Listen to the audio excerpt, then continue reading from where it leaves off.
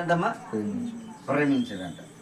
యాకోబు రాహేలును ప్రేమించి ఆమెను పెళ్లి చేసుకోవడానికి 7 సంవత్సరాలు కొలువు చేశాడంట.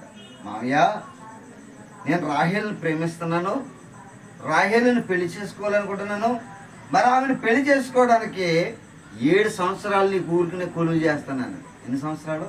7 సంవత్సరాలు చేస్తున్నాను. 7 సంవత్సరాలు కొలువు అయిపోయిన తర్వాత ఇప్పుడు యాకోబు అడుగుతున్నాడు, మామయ్య మరి నా భార్యను నాకు ఇచ్చే, నేను పెళ్లి చేసుకుని నేను కాపురం చేసుకోవాలి, నా భార్యను నాకు ఇచ్చే అంటాడు.